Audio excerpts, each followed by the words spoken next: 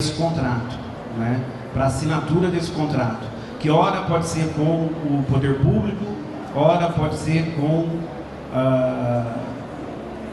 o setor privado, né, mas exige uma preparação.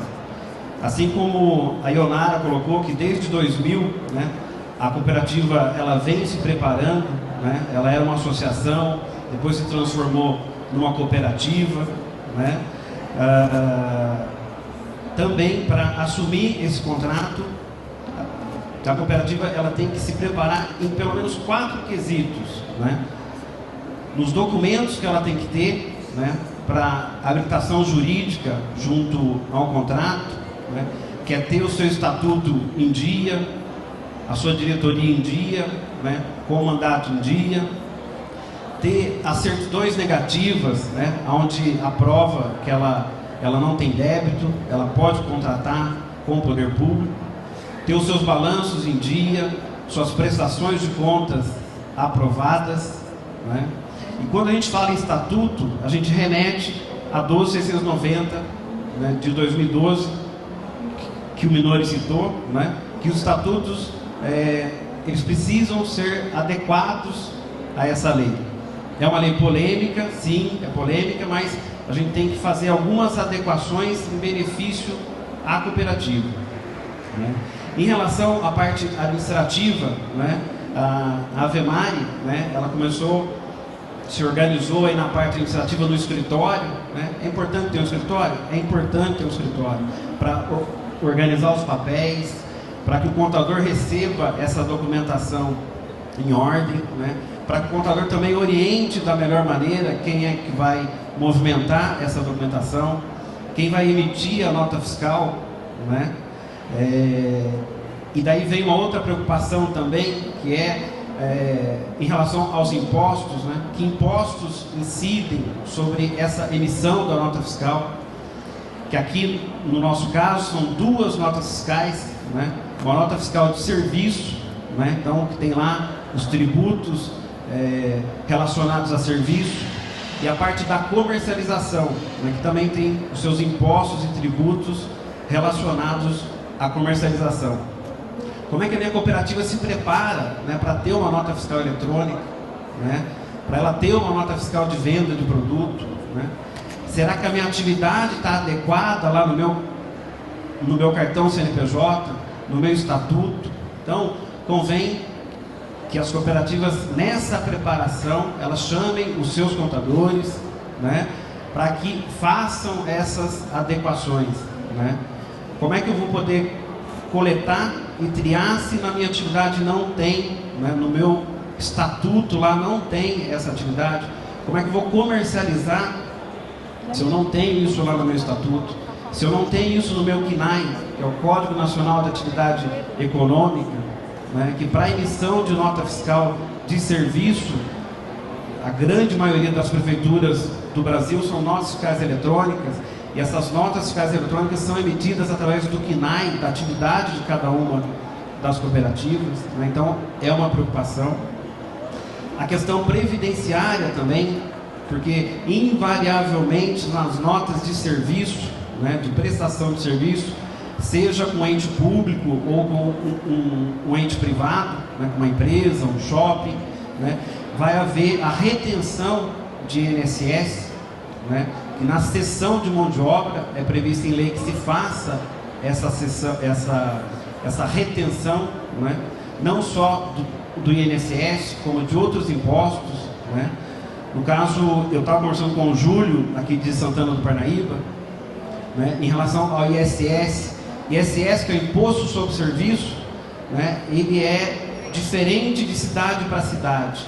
Santana do Parnaíba, né, para essa atividade é 2%, Campinas é 5%, outras cidades são 3%, então cada cidade tem a sua alíquota, né, e isso é retido na fonte, na emissão da nota. Então é um primeiro imposto, né, que se tem, que é o municipal, que ele pode variar aí de 2% a 5%. Tem essa questão da retenção do INSS, que em algumas situações é 11%, em outras situações são 15%, né? Tem também a questão do PIS e do COFINS, que eles somados dá 3,65 de imposto. Ou seja, se a gente for falar de imposto sobre a prestação de serviço, pode variar de 8,65 a 5,65. Isso a gente falando na prestação de serviço. Se a gente partir para a comercialização, né, aí é uma outra história, né, aí envolve a questão do ICMS, né, envolve mais além ainda para as cooperativas que iniciam um processo de produção, né, de se extrair um produto intermediário, né, por exemplo, dos plásticos, né, uma fábrica de polímeros, ou seja, que lava o material, tritura, né, ele vai ter o flake, ou se extrusar vai ter o grânulo, né, então isso tem uma tributação diferente, né. Então, quando a gente fala de contrato, né, que é isso que eu vou me fixar um pouco mais aqui, né, mas há que se pensar nos outros processos também, na comercialização, né, que também incide outros impostos, né. Então, essa preparação ela tem que ser constante, né, ela tem que ser constante porque em alguns casos, se a cooperativa não se preparar para isso, ela pode fazer um cálculo, né, superestimado, né, ou com prejuízo da coleta ou da comercialização dela, porque de repente no final ela vai assumir uma carga de imposto, né, ou de encargo, né, que talvez ela não suporte, né. Isso sem falar ainda da questão do INSS, que garanto que no Brasil todo isso é uma polêmica, né. É 11, é 20, é 20, 11, é 31, não, é 9, né. Então existe uma grande polêmica em relação a isso. O tempo é curto, né, para a gente se aprofundar em cada um desses encargos, impostos, né? E aí eu queria me ater realmente a essa questão do contrato de prestação de serviço, que pode variar de 8,65 a 5,65 de imposto sobre a emissão de nota de serviço, né? E aí, Fábio, eu queria deixar livre até para privilegiar aí o debate, ok? Obrigado.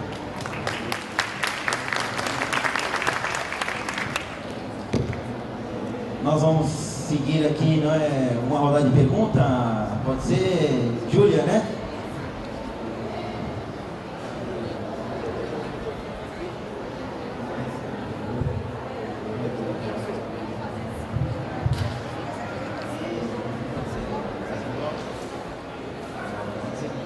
Pessoal, a gente vai fazer uma rodada agora de perguntas, vão ser 5 perguntas essa primeira, aí eles respondem para não ficar muito confuso. Depois, no próximo bloco, 5 perguntas novamente. Tá bom, eu vou seguindo com sem fio aqui, vendo as pessoas que o colega tá pedindo para vir aqui, porque ele tem que filmar, então... Senão... É isso, é esse? Então tá bom. Aqui o colega... Boa tarde a todos, boa tarde à mesa. Eu agradeço toda a fala, que a minha expectativa... Olhando aqui para o meu amigo do Cisnama, sou subsecretário de Meio Ambiente do município de Japeri, no Rio de Janeiro, e saibam vocês que eu vim aqui nesse evento por causa dessa palestra. Para ver a importância para nós temos PPA, temos dinheiro, CMS verde, mas nós não temos em termos de referência, não sabemos fazer, não temos norte. Então já faço aqui, quero visitar a sua cidade, estar mais perto. Amanhã vamos estar aqui com o meu subsecretário aqui. Quero, se você estiver por aqui, se apresentar. Então, nessa expectativa que a gente tem, vai para ti. Eu tenho 20 perguntas para cada um, mas vai para ti do Cisnam, como uma Secretaria de Meio Ambiente que está aqui botando a cara, né? Eu acho que é um desafiador. E a minha pergunta é naquilo que a gente vai chamar de intragovernamental, porque também é um problema que eu estou passando agora nesse sentido, né?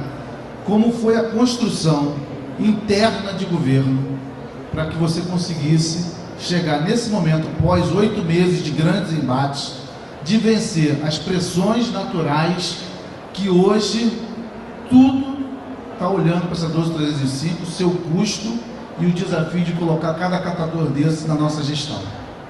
A pressão que é o lobby das empreiteiras, a pressão que é o entendimento de nossas procuradorias e controladorias, ainda limitadas, imagina aqui o que foi colocado, né?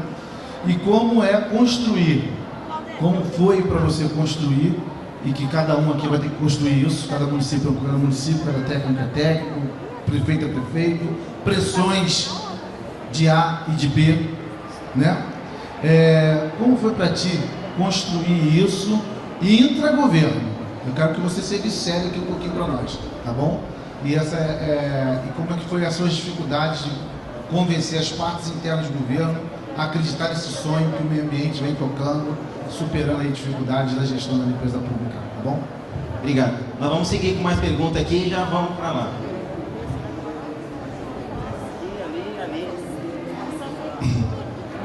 Pessoal, boa tarde. Como você falou, é o tempo, né? Nós fazemos gestão de resíduos sólidos num município de 5.000 habitantes há 15 anos, né? Meu nome é Edilson, de Alcinópolis, Mato Grosso do Sul. Nós temos plano de saneamento, nós temos plano de resíduos sólidos, nós temos coleta seletiva, nós temos aterro sanitário licenciado, nós temos aterro de inertes licenciado, nós temos até licenciando o ecoponto, né? Tudo com recurso próprio. E temos cooperativa que já teve a oportunidade de vir no sempre mostrar a experiência. Mas tudo que nós aprendemos, pessoal, o que eu aprendi e a nossa equipe aprendeu, foi realmente com o movimento de vocês nas palestras do sempre, quando seus líderes iam lá ensinar como fazer para inserir a cooperativa dentro do sistema. E graças a Deus nós temos a maior transferência de receita para uma cooperativa proporcional, lógico, né? Nós passamos 21 mil reais. O pessoal fala, nossa, por ano que bom, hein? Não, é por mês, tá? Para 10 cooperados, tá? Eu queria saber da questão contábil, né? O quanto que está o valor hoje?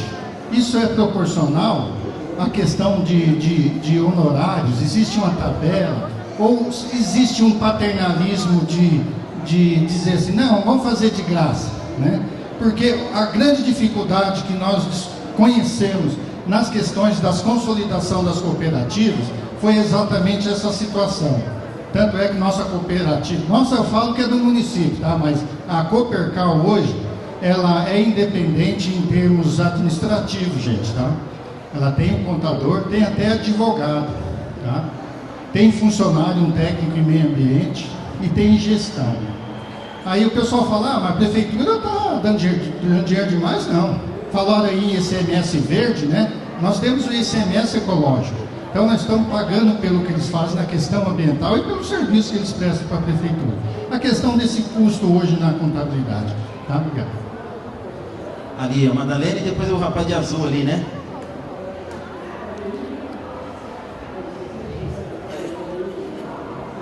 Oi, gente, eu sou Madalena, sou da Prefeitura de Guarulhos. Aquela fala tua pergunta, a primeira pergunta, pelo amor de Deus, é para mim também. A resposta, a gente precisa muito saber de como é que foi o processo para a gente enfrentar lá também, né? Mas eu vou usar aí a minha pergunta para algumas questões. Na questão da contabilidade, eu tenho aqui uma inscrição que acabou de acontecer lá de uma associação de catadores que, pelo que você acabou de dizer, o código saiu errado, ou seja, o contador não orientou corretamente lá na época, né? E aí me vem a pergunta, vocês não têm algumas entidades de profissionais da área que possam passar essas informações para evitar que os catadores fiquem à mercê dessa burocracia, né? Porque nem a gente que é gestor não entende disso, né? Então, se vocês pudessem fazer uma central de referência de contabilidade que a gente possa ligar para pegar fazer algumas consultas, né? A outra que eu ia perguntar, que eu queria ver, é o seguinte: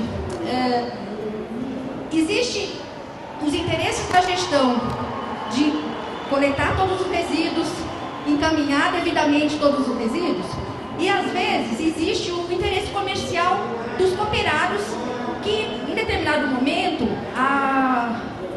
um material não está em alta no mercado e eles não têm interesse de coletar. Então, a minha pergunta é, dentro do contrato, como fazer com esse tipo de eventualidades, né? Porque o isopor, por exemplo, é um problema, precisamos resolver. Como gestão, precisamos resolver.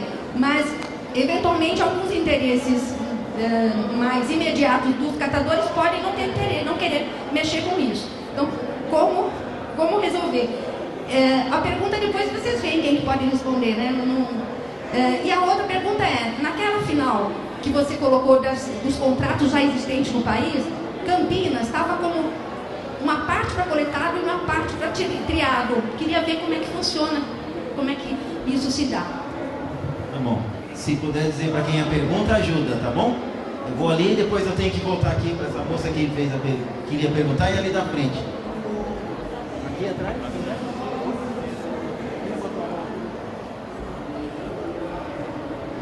Meu nome é Cleber, boa tarde. Eu sou de Curaçá, Bahia. Sou coordenador de 2 cooperativas, em Curaçá e em Juazeiro da Bahia. Eu tenho 2 perguntas, uma na área contábil, certo? E outra sobre essa lei de cooperativismo. Uma na área contábil é que a gente prestava serviço em 2012 para a Prefeitura de Curaçá. E o INSS vinha descontado na fonte. E eu não sei, erro dos contadores, a gente também recolhia esse INSS, quer dizer, eu acho que em duplicidade. E eu vim descobrir isso há algum tempo. Se há condições de a gente recuperar essa duplicidade. Hoje a gente está com um débito de INSS de mais de R$4.000 e eu queria ver se tinha como deduzir. E a cooperativa da gente era a cooperativa de coleta seletiva de reciclagem de Curaçá. Quem dá assistência a gente é a OCEB, Organização das Cooperativas da Bahia. E aí a gente pediu uma reforma no estatuto e veio cooperativa de trabalho em coleta seletiva e reciclagem de Curaçá. Nessa mudança, eu dei uma olhada no estatuto, tem outros encargos que a gente vai ter de recolher, tipo INSS, FGTS, férias. Se isso é bom para a gente, o senhor falou que a gente tem que se profissionalizar, mas no momento, é bom a gente fazer isso agora ou deixar isso mais para frente? Aqui.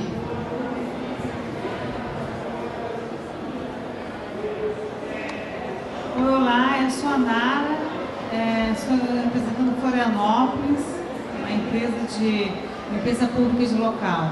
A minha pergunta básica é o seguinte, porque é bem básico mesmo. Nós temos 3 associações no município, uma grande associação que cria 500 toneladas mês e outras 2 menores. É interessante passar pelo processo para atingir o corpo de uma cooperativa, ou a gente trabalha já com a associação na perspectiva de fazer um termo de referência. É interessante trabalhar na perspectiva só da triagem no momento, ou a gente espera o bolo crescer, o que a gente pode fazer?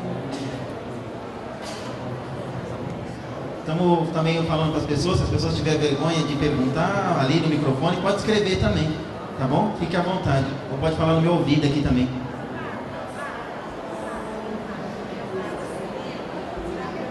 Aqui essa moça aqui levantou a mão antes de começar a pergunta, senão ela bate em mim, Maria, aí eu vou ficar mal aqui.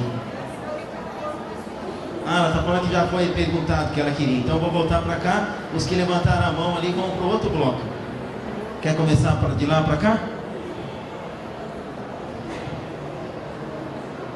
Bom, primeiro eu vou responder para ela aqui. A gente está aplicando ainda, né? A gente está novo nesse sistema. Mas vamos falar da bandejinha de isopor. Se a Vemari começar a entender na prática, né? Ela já entende, mas na prática que vai dar mais trabalho, mas vai dar mais renda, a coisa vai acontecer. Então, por exemplo, cada tonelada de bandejinha de isopor que não for para o meio ambiente e for comercializado por 0,01 centavo, a prefeitura paga R$220 a tonelada. Como a gente paga até 20% do rejeito, se ela chegar nos 20% do rejeito, ela vai ter que custear o restante. Então, ela também vai ganhar no segundo momento não pagando como rejeito. Então o que a gente precisa é um momento de aprendizagem, né? Tudo que hoje eu vejo lá, que algumas vezes eu acompanho o trabalho delas, e depois ela nem percebe, mas eu vou lá no bag dela de rejeito e vou ver o que está lá dentro. Eu acho que a gente pode melhorar muito, diminuir o rejeito muito, porque o objetivo maior nosso está relacionado ao meio ambiente. O da cooperativa é a sobrevivência, mas a prefeitura tem uma meta, e aí depois eu vou falar um pouco sobre o que ele está dizendo. A gente tem que traçar essas metas em relação a isso. Tudo, pessoal, existe estatística já que 50% do lixo, do resíduo orgânico que vai para aterro sanitário ainda pode ser reciclado. 50%. Eu recebi uma visita de uma pessoa que trouxe um projeto lindo, maravilhoso, chamado Torre Azul, que é fantástico, por pirólise, separação e trituração do lixo orgânico, secagem desse lixo por calor, e gera um produto final que eles comercializam, tá? Só que nesse processo de pirólise deles, eles não querem é a primeira vez que eu vi isso, mas eu não vi na prática. Eles não querem o material reciclado nessa Torre Azul. Por quê? Porque ela gera muito calor na hora da pirólise. Então não é interessante que se coloque o resíduo reciclado lá. Mas, por exemplo, o resíduo que foi depositado no lixão de Santana de Parnaíba há 10 anos atrás, que já faz 7 que está desativado, interessa para ele como matéria-prima para essa Torre Azul. Então, só colocando isso, todo o material que puder ser aproveitado a nível de reciclagem, dentro desse processo nosso, que nós acreditamos e que nós estamos trabalhando em cima, que é o processo de pagamento por tonelada comercializada, certo? Então tudo que a Vemari comercializar, ela vai receber um subsídio, né, dentro do contrato previsto, de um valor de agregado a isso. Então toda a matéria-prima que está lá dentro é de interesse da Vemari de ser triado, de ser conferido, pesado e comercializado. Então não sei se eu consegui resolver, mas é mais ou menos esse o caminho. Agora, respondendo aqui a interdisciplinaridade política, né? É assim, pessoal, o nosso prefeito de lá, quando ele foi candidato, ele fez uma revistinha, não sei se esse é o termo, do que ele iria fazer. E ele quer cumprir 100% do que está naquela revista. E aí nós, como técnicos, pegamos aquela revista e começamos a trabalhar em cima da revista. Então ele quer transformar Santana de Parnaíba a cidade mais com árvores em calçadas. Então nós criamos um projeto chamado Arborizar, que nós vamos na casa da pessoa, cortamos a calçada, colocamos a muda de graça, a pessoa escolhe a muda porque é uma meta dele. Em relação à reciclagem, né, a coleta e a triagem, os nossos números hoje são excelentes em relação aos outros municípios, mas é aquém de Santana de Parnaíba, porque Santana de Parnaíba, não sei quem conhece lá, ela tem os extremos, né? A cidade cresceu nos extremos, então tudo é longe, tudo é distante. Então a coleta seletiva tem como meta, imposta pela administração pública, de chegar aos 100%. E com isso, não tem preço algumas coisas, né? É negociável, é discutido, é visto politicamente também, tem o lado político disso, né? A Vemari sabe disso, o prefeito foi lá, almoçou, comeu a carninha no almoço lá com os cooperados, quis saber como é que funcionava, deu um brinde até lá pro pessoal, abriu a mão não sei no que lá, deu até um presente para os cooperados, mas ele começou a entender, vivenciou na prática, porque uma coisa é o cara do gabinete, né? O Elvis nunca tinha ido lá, tinha? O pai dele tinha ido lá, que também já foi vereador, já foi prefeito, O pai dele já tinha ido na cooperativa, mas o Elvis, que é o atual prefeito, não tinha ido na cooperativa, não sabia como é que funcionava. Então a gente conseguiu envolvê-lo, achar importante a participação dele, e com isso os resultados vieram, entendeu? Meio a tranco e barranco, discussão de valores, mas é muito, mas é pouco, será que tem envolvimento político, será que não tem vereador por trás, né? Porque tem todo esse trabalho político, será que não tem gente lá apoiando o ex-prefeito?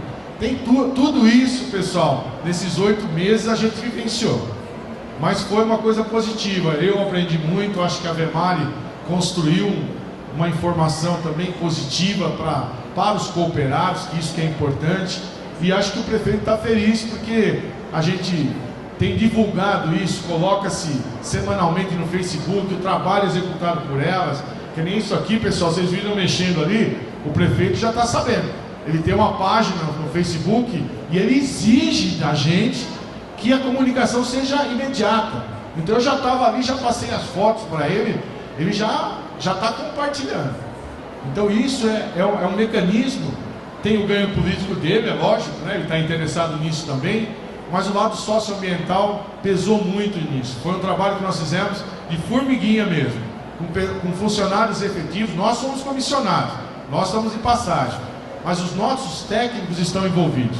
São técnicos de carreiras, engenheiros, arquitetos, pessoas que estão indo lá um dia sim, um dia não, acompanhando, cobrando, mandando e-mail, se envolvendo que é a coisa melhor, né? Porque antes eles estavam lá, a Vemari era mais uma pontinha no trabalho deles. Hoje já se tornou rotina, porque diariamente chega uma planilha, chega uma legislação, a gente questiona, será que estamos fazendo certo? Será que a gente pode melhorar isso? Né? E ainda tem os problemas que vão surgindo. A prefeitura foi lá, fez uma rua na Vemari e deixou a cooperativa com as portas abertas, assim, do dia para a noite passaram uma máquina lá, né? Elas chegaram no dia, a rua já estava pronta. Então é um trabalho de formiguinha, dia a dia tem coisa para conquistar, coisa para discutir, para modificar e atingir os resultados que realmente está relacionado à coleta e à triagem dos materiais reciclados de Santana. Tá bom? Espero que eu tenha colaborado. Obrigado. Alexandre?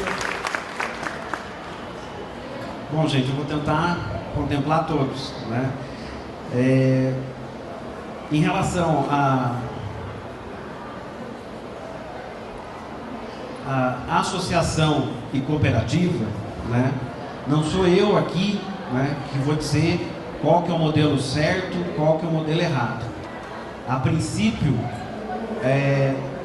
os catadores eles se reúnem em grupo, enquanto pessoas, e desse grupo, né, pode sair uma associação, pode sair uma cooperativa, né?